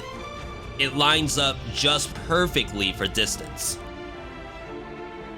But, very similar to what Andy did to Woody, I have a favorite toy now, and that's Whip Sword over Valmont Whip. The way how this works is that you form change from Whip version to Sword version, and you get crits on your next, we'll say 2 or 3 hits. I think the devs expect you to do that form change, do a combo, then form change again and rinse repeat. This works and does real damage, but I think 99% of the people just change mid-combo to pop whatever monster they see. Again, this also works, but with one major flaw, and that is the lockout after doing form change. Again, we can check with the infantry grenade test.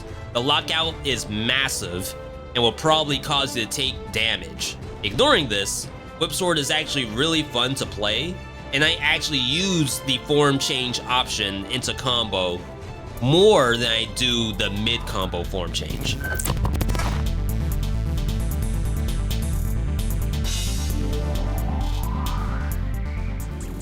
Alright, Corrupted Power. Me making this a B would have probably gotten me negative comments, so I went ahead and bumped it up to A. This actually got buffed and now gives a 50% damage bonus on all colors, even survival. The number does not go below that, and it does not go above that, no matter how many scrolls you have. In fact, you can have 1 brutality or 100 brutality, and Corrupted Power doesn't change, like, at all. I actually don't really like that, but I guess it doesn't make the item any worse. Corrupted Power is one of the few ways in the game that you can break the boss damage cap as well. The odds of that happening is pretty slim, but weapons like the Toothpick or the Oven Axe can do ridiculous numbers with Corrupted Power behind it. And on top of all of that, you can reduce the cooldown while you have it up compared to something like Lacerating Aura. That's a lot of bonus damage for 6 seconds of extra damage taken, which maybe the monster's dead by the time that that's actually going to be felt. Alchemic Carbine. I've done multiple runs with the Carbine as a main hand weapon, and for some reason the bullet does kill monsters. It may not one-shot stuff, but the gas will choke out 90% of the monsters in this game. If they die to the poison, there's an additional benefit from poison where they might explode into a poison cloud. Probably the best use of this weapon is just to put it in the backpack, or combine it with Hokuto's bow, which is one of the original busted builds of Dead Cells, where things like Hokuto and Wolf Trap is doing additional damage every time the monster takes a tick of damage, and the poison from Alchemic Carbine is one of the best ways to do that. An easy A rank for me happens to be the Bible. This item happens to have a bunch of really cool synergies. First off, only the second hit needs to connect before you start spinning. You can lead the combo to get more spins and biomes this way. That is, miss the first attack on purpose, land the second one, and then automatically spin right after. Secondly, the spin itself does ranged damage. You can use point blank to get 30% free extra damage for the spinning part. And third, with recovery mutation, a spinning bulk will easily get your HP back if you take damage. It's a great weapon. The only gate of it is the combo action, but if you can get the Bible to start spinning, you will probably win whatever fight you're doing. Okay, I have a bunch of shields for you. Again, if the shield can parry, it's probably not in the F tier. The real score comes down to what else it can do. Bloodthirsty Shield gives you bleeding on the enemy, which is very difficult to obtain on survival. Frontline Shield gives you a massive damage bonus for landing melee parries. Technically speaking, it's weaker than Bloodthirsty Shield, because the bleeding affix is 60% extra damage, but with this you don't need to roll for bleeding affixes. For crowd control, I prefer Ice Shield over Cudgel and Force Shield, because this will freeze all enemies around you when you parry. Outside of Rampart, I consider this probably the safest shield in the game. In the event you want to just parry for damage, Spike Shield is the most damage in the game for an individual melee parry. I prefer Utility personally, but these parries can do some serious damage, perhaps even enough to carry your entire run. Either way, these are all A tier shields for their usefulness, and I oftentimes take them regardless of what my build plans to be. Death Scythe, what do you know? Another spinning weapon, kinda.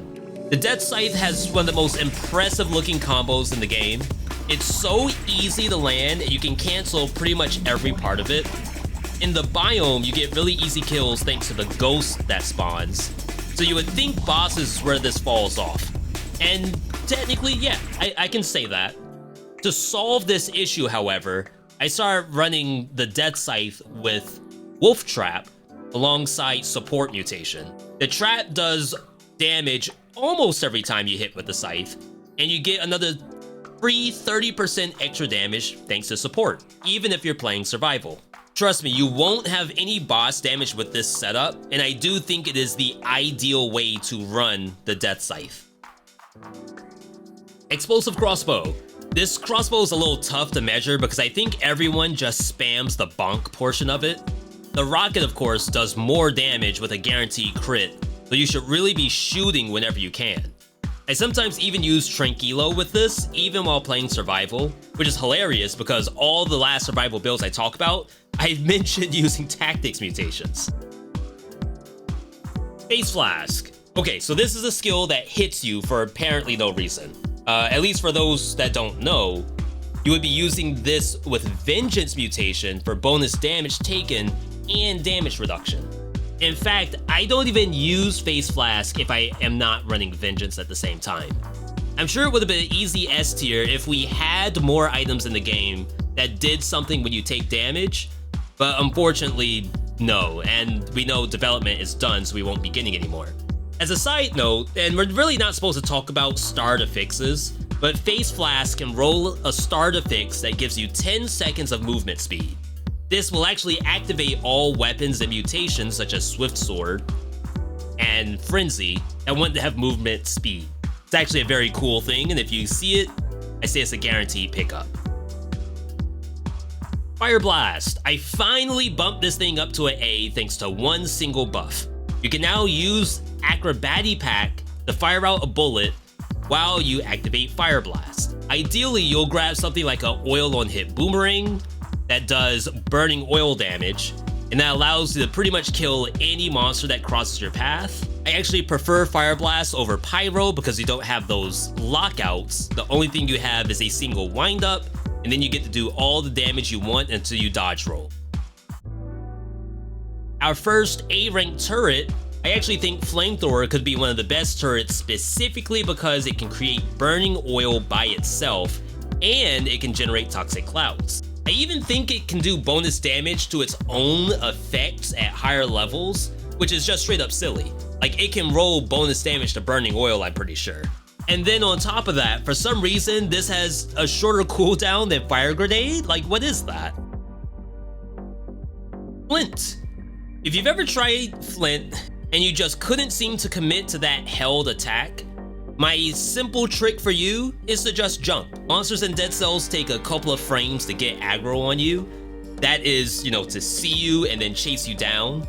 I often charge Flint in midair, especially if I'm jumping down from a higher platform, and then I slam down on the monster once I land. On bosses that chase you, I usually charge my Flint from afar, then whack them as they get closer, and immediately dodge roll right after.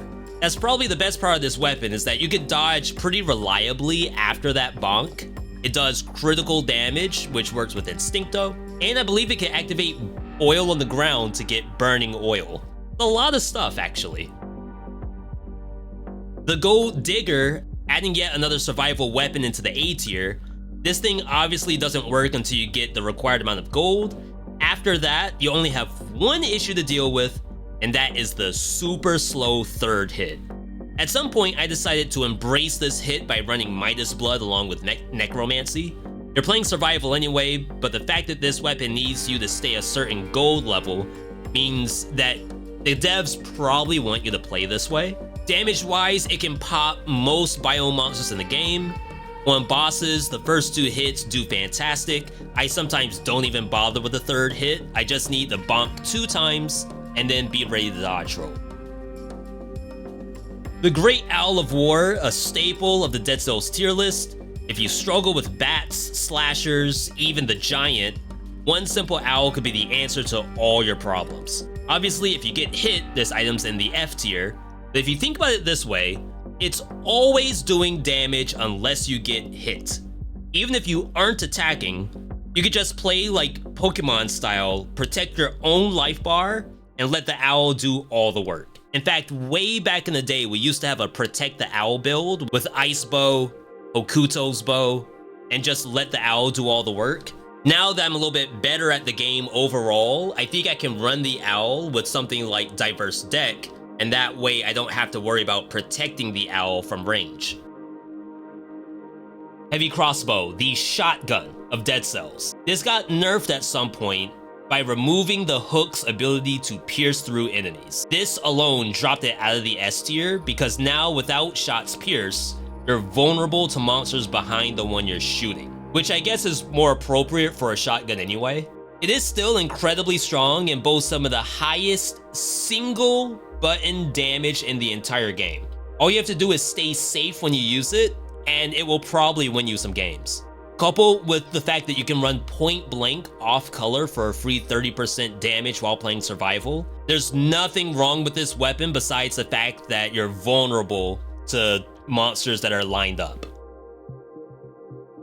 Between update 30 and 35, we have not really seen any real buffs to the Hokuto bow. It has a slower tick rate and barbed tips was slowed down too at some point.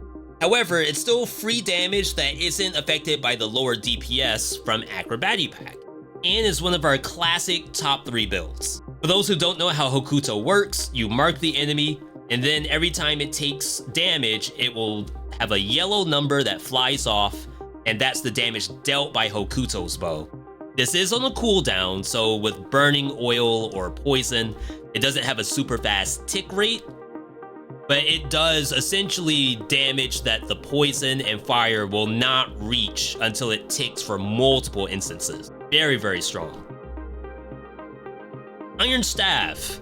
This has a very simple combo that just works. On top of that, you can use the first hit of the combo to nullify incoming melee damage, parry it, activate crits for the rest of your combo. I said nullify here because you can use it against as many attacks coming toward you as long as they aren't ranged attacks. And this does activate all your parry mutations. It even damages all enemies in front of you during that parry, and you can even parry a Thorny in its back on the first hit. It's a pretty genius weapon so long as you keep track of how many hits are left in your combo, similar to Bladed Tonfa. Knife Dance. This is probably my favorite brutality skill in the game. At close range, this can outdamage pretty much every brutality skill except the syringe. It's on a decently low cooldown, but when paired with cooldown reduction, this can turn into one of your main damage sources. The key to this is to use it while dodge rolling through an enemy. It already does powerful grenade levels of damage with just 2 knives stuck in, so any more knives is guaranteed to be more. However, if you don't want all the work, Maria's Cat is a consistent way to damage enemies and bosses for free. The best part is that activating the skill does a frontal combo and doesn't even stop the cat from continuing the fight after you use it.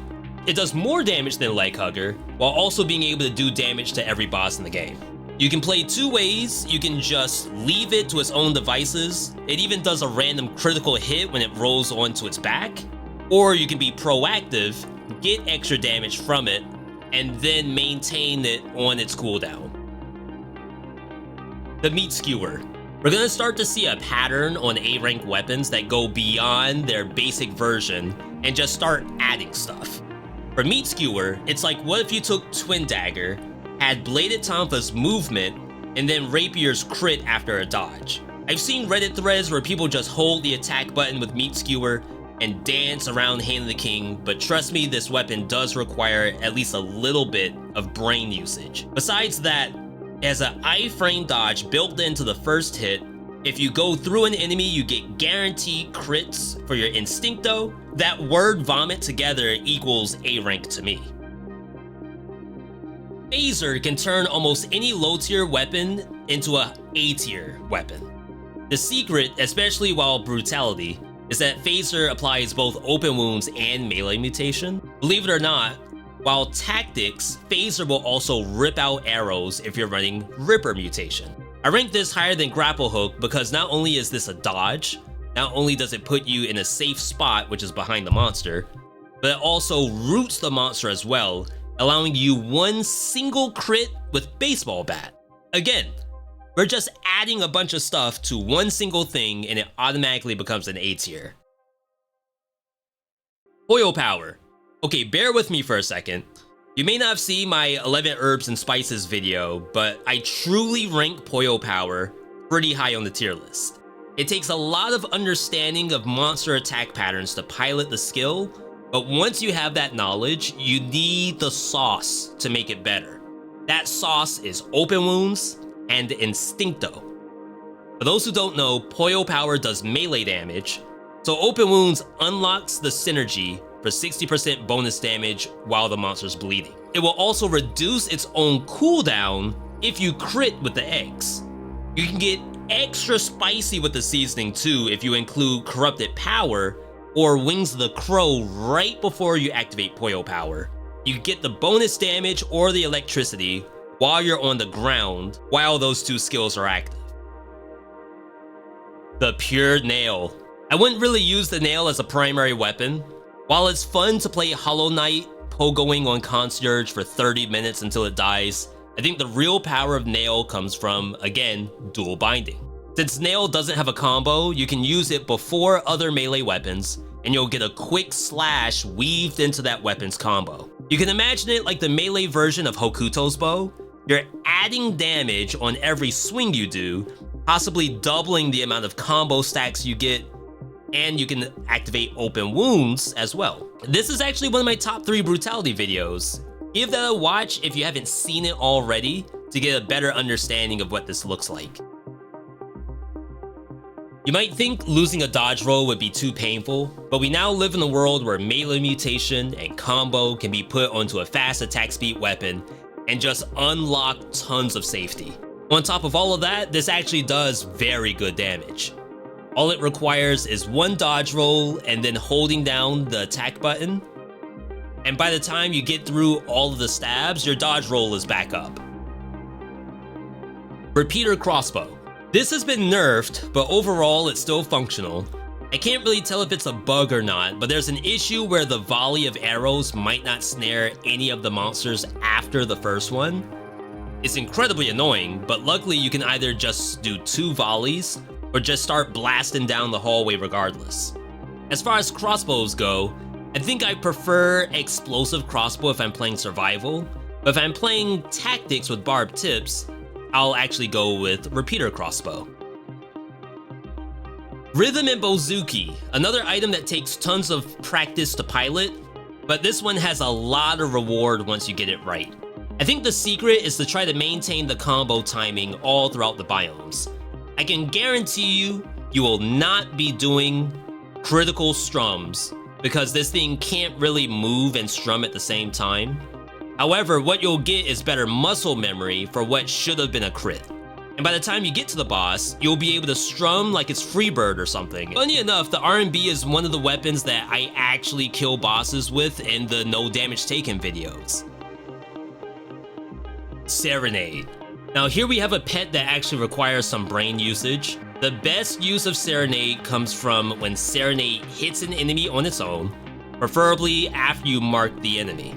So in a biome, the highest damage is your swing, followed by Serenade attack. Most of the time, I just let Serenade do its own thing in biomes, while I use it purely to keep its uptime. In bosses, I do as many manual slashes as I can, so Serenade has a lot of stacks to work with. Then I swap to Serenade's automatic form. I think this gameplay is best used with a ranged brutality build, such as Infantry Bow or Hemorrhage. That way when those run out of ammo, you can swap over to Serenade and do that gameplay, since it's been applying stacks the whole time by itself. The Scissors in the A tier is a little bit of a surprise to me, but I do think the amount of damage this pumps out in a biome is too good to ignore. Of course, the major feature of this is the snipping tool that executes monsters so long as another monster's on top of it. If you see bats or rats running at you, take a quick look around to see if there's any better target or a high priority elite. Bring the bat or rat to that, hit both at the same time, and the elite will die instantly. I'm valuing the biome clear pretty high here. The boss damage is going to be average at best.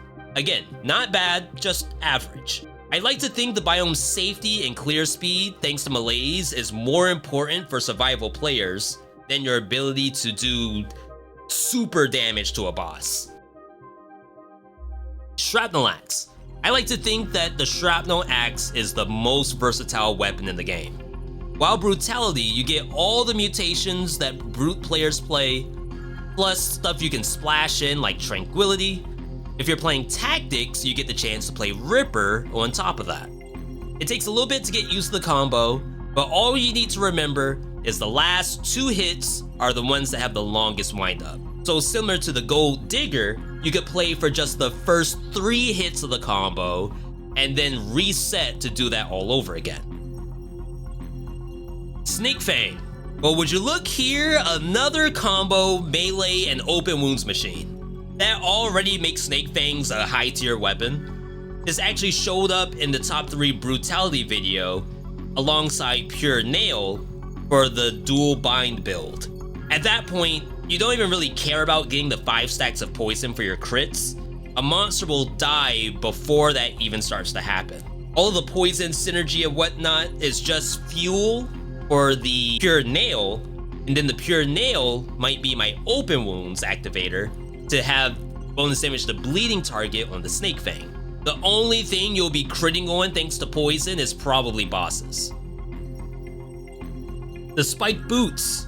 Now I'm gonna say this is great when paired with melee mutation, which I've said probably 100 times in this video, but this time I mean it. This has synergy due to slow down monster attacks. You see, the Spike Boot crits on attacking enemies. If the monster is slowed, the attack lingers for longer, which gives you more opportunity to do a crit. I've actually even heard people pairing this with Frostbite mutation. Honestly, I can't imagine that being very good, but this works perfectly fine with just the one mutation. Don't forget, Spike Boots can also knock back grenades, and that gives you extra safety even though you might not think you have it. Way back in the C tier, we made mention of Dagger of Prophet.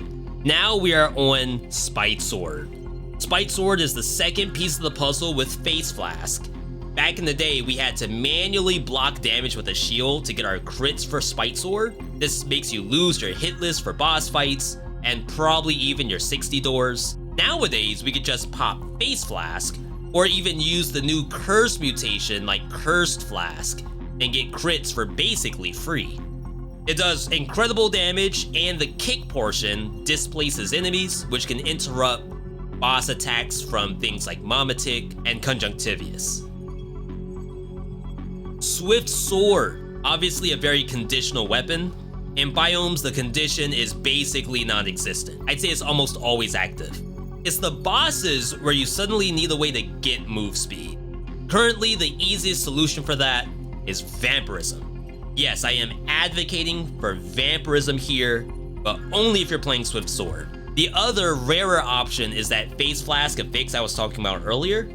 We know this is an A tier skill, but it can also roll that starred affix for move speed. If you ever see that in your game, I highly recommend swerving out of whatever build you're in and going into either Swift Sword, Spite Sword, whichever one comes first. We have the Throwable Objects, aka the Yeetables. This is like the pro version of Ice Shards and Frost Blast put together. So long as you have ammo, this item lets you play the game with some of the absolute worst builds you could possibly think of. It's also part of a triple S best build in the game, and even works off color. The only issue with this is you have limited uses on bosses, and not all bosses can be stunned anyway, so make sure that you make those yeets count. Torch. I went back and forth with this ranking. It took me multiple trips through prison quarters to say that I do think this item does real damage. Similar to Firebrand, if you let it cook, so to speak, the monster will eventually die in just one hit. Technically, this was better with the old combo mutation, where you dealt more damage after killing an enemy. That's gone now, so the best bet we have is Face Flask Vengeance, and sometimes this can be good with Porcupack as a way to apply fire if you have Torch in the backpack. I'd probably call this a low A for the lack of, synergistic gameplay, but the actual attacks it can do are actually A tier. Vampire Whip. It's so hard to use a whip nowadays while this thing exists. If you dual bind this with Firebrand, or even with that backpack torch I said earlier, you have access to fire anytime you want. The combo does have a long windup, but unlike all the other slow weapons of the game, you can dodge roll cancel this whenever you want, and you can turn mid windup to hit anything that sneaks up behind you. It's a very good weapon. Funny enough, it does some of the most damage against Dracula, almost to the point where I think there's hidden synergy in here where it does extra damage to him. But I highly doubt that's a thing. Warpan. It's funny how this is simply the opposite of Assassin's Dagger, yet we rank it so much more highly. This also has just as many monsters that you cannot crit on because the monster has no face, but when this doesn't crit, this does literally more damage than Assassin's Dagger if that doesn't crit. Hand also has a much higher breach value than the daggers, allowing it to break monsters' poise and basically do its job more easily because you can hit the monster in the face while it's stunned. The War Spear. I refuse to rank this item lower than an A. I know they removed the heavy tag from it so it can no longer roll those cool survival affixes, but this thing does more damage than Symmetrical Lance, and it's 10 times easier to use. Why does it have a higher base DPS than Symmetrical Lance? That actually makes no sense to me. This thing even has air stall, so everything that Symmetrical Lance can do, War Spear can probably do it better. Wave of Denial does everything from one-shotting enemies down to doing absolutely nothing. I think the real value of even just resetting an encounter on such a short cooldown, 5 seconds by the way, is extremely valuable. Back when you could quadra-bind, sorry to the people who missed that, Wave of Denial was one of the main culprits as to why that was removed from the game. Even though it stopped the player's momentum, the idea that I also stopped the monster momentum around me was pretty strong. You can use this thing to get a wall stun, you can deflect projectiles, or you could blow up small monsters like rats and bats. I don't really consider this skill a damaging skill. This is more like a utility item similar to an ice armor or a diverse deck. Wings of the Crow. Now my previous videos for the wings had this in the F tier, but now with the rework and also the changes to networking, Wings of the Crow will absolutely carry runs. The secret isn't even in the flight capability, it's that the wings will buff your attacks with electric damage. This adds another 75 base DPS to every attack you fire, which could be double damage for a lot of tactics weapons. And then we have the Wolf Trap. This is one of the first items you will ever find in the game. As you unlock more weapons and mutations, Wolf Trap only ever gets better. If you don't know how this works, it's basically Hokuto's bow, except that there are 2 roots on the ground.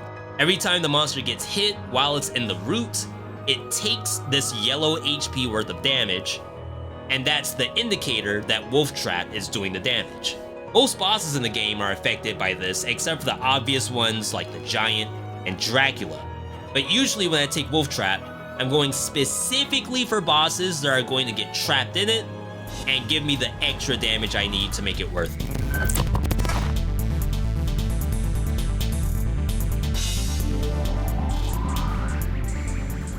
The Assault Shield.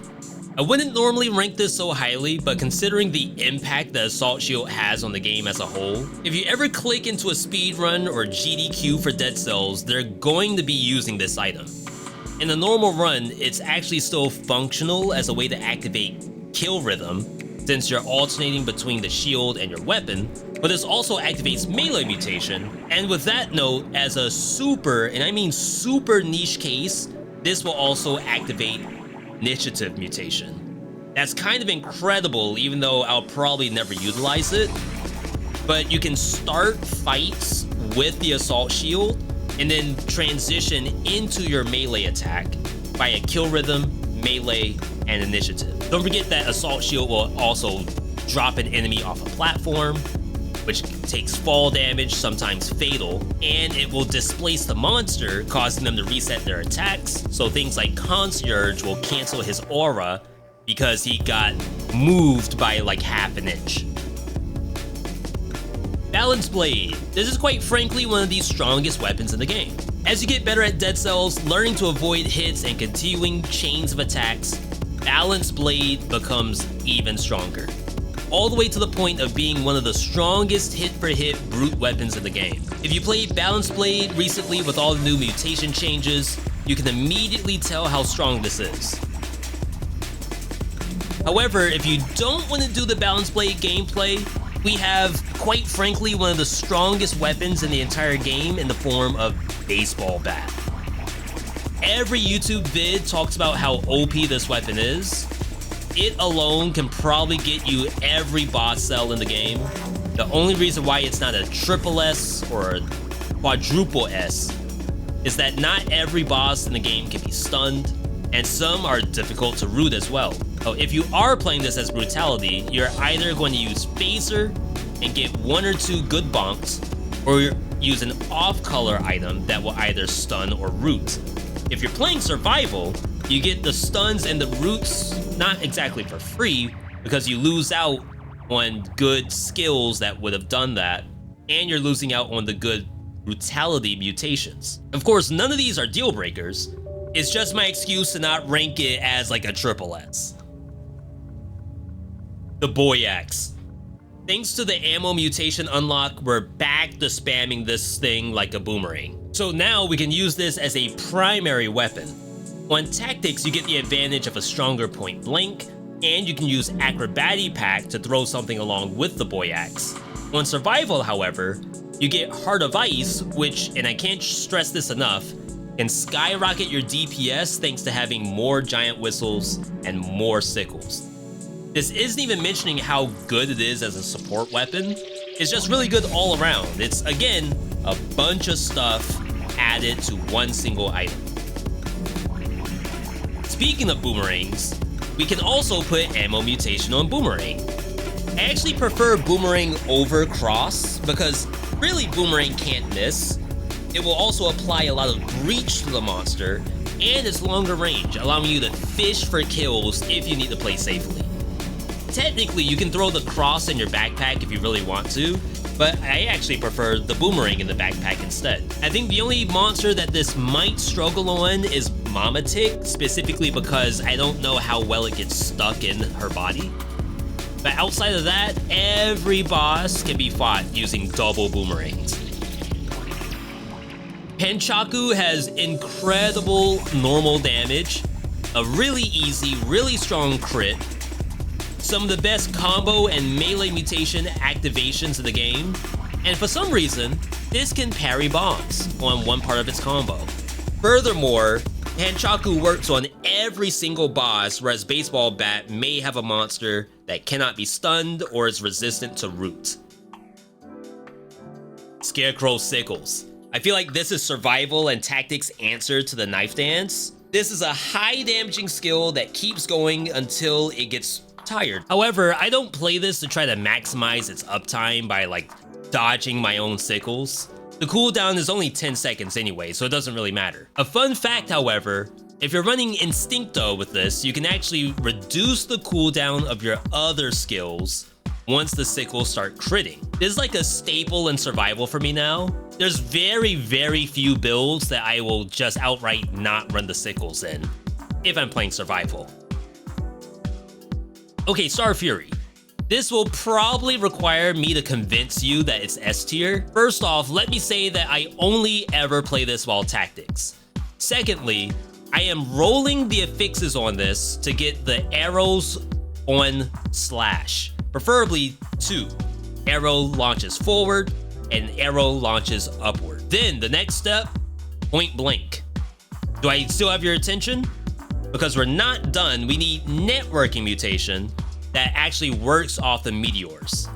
This specific build right here is S tier to me, and I wouldn't use Star Fury otherwise. If you need to see this in action, we have it in the top 3 tactics video, but Cliff Notes is basically find a Star Fury that fires both arrows, and then play specifically to that. Very easy gameplay, hits monsters that you really can't even see yet, and you get the benefit of playing a Terraria weapon because I know you all love that game so much. Tesla Coil. You've gone to a distillery and gotten your Tesla coil, right? This is probably the best turret in the game, as it does damage in a full 360 around it, and it applies shock, which increases your weapon's damage if you do like bonus to electrify target. The damage has been nerfed a couple of times since this item first came out, but I still think it's the best turret in the game for individual damage and wave clear. Thunder Shield. This is only obtainable in 5BC, and for good reason, because it's extremely good. Holding down the block button to make lightning, that's the base thing this thing does. This is the worst part about it. Don't even bother with that mechanic. It's all about the parry that gives you the electricity around your body. Then you can parry again for a huge AoE stun. There's actually a secret build that I got from a Chinese Bilibili video where you combine this with Parting Gift and you parry the little grenades that fall from the monsters. This lets you keep maximum uptime of the aura as you run through biomes. It's very fun. It actually does a tangible amount of damage, and all of this comes from one shield that can still parry like all the others, but it has a bunch of stuff on top of that.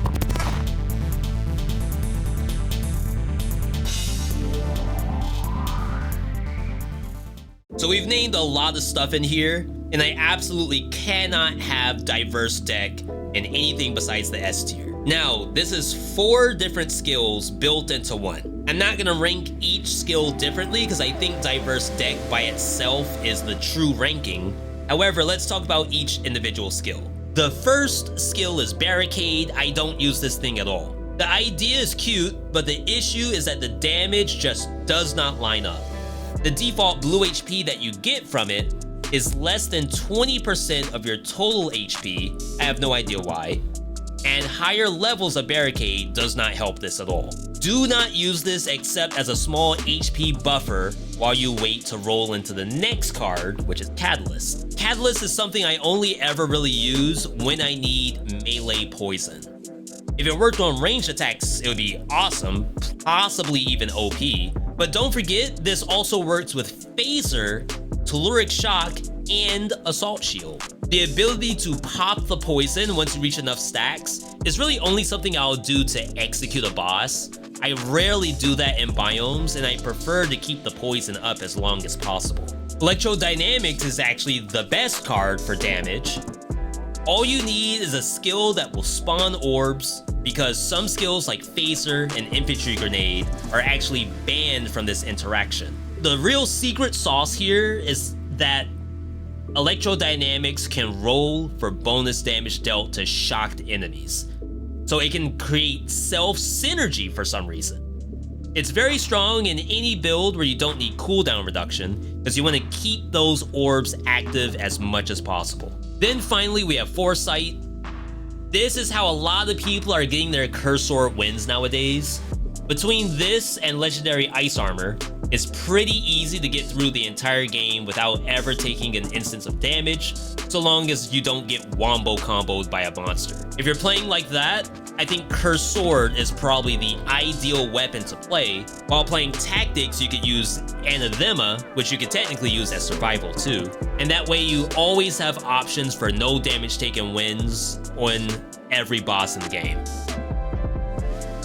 Next, Collector's Syringe.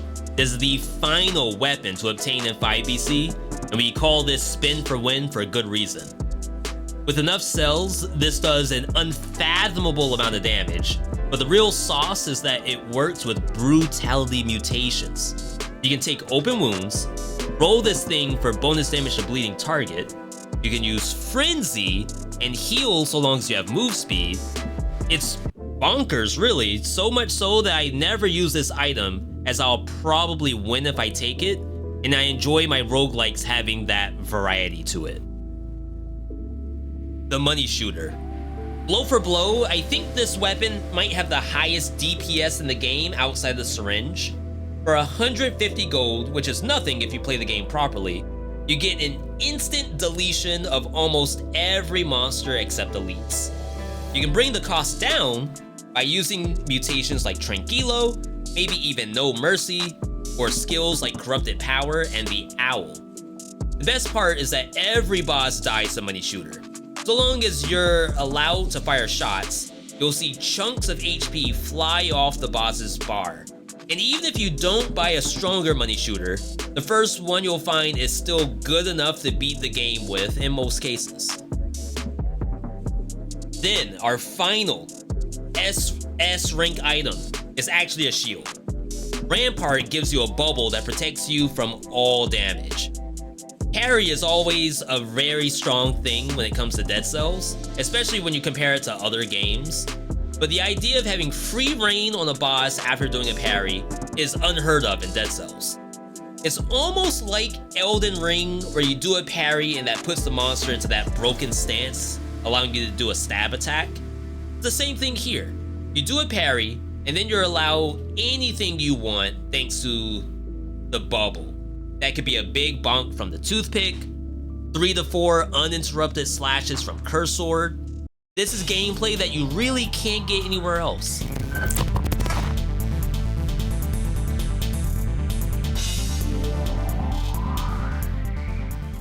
Alright, thank you for watching today's video. I hope you all enjoyed it. I like to get you all the best content that I can. If you want to take a moment, like the video, subscribe if you want to see more, ring the bell notifications so you can get those. You could also consider supporting the channel by becoming a channel member. All of those are links which are in the description. Just scroll down and you'll see them. Either way, thanks for joining in, and I'll catch you on the next video.